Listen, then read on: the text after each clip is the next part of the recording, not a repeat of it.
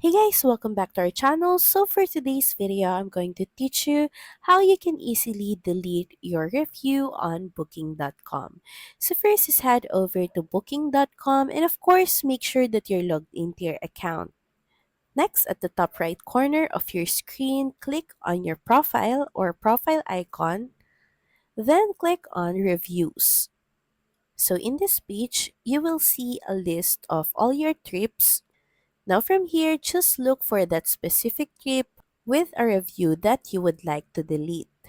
Then beside it, click on the three dot icon, then click on delete review. Then next, you might be asked to once again confirm the deletion of the review. So just click on the delete review button once again.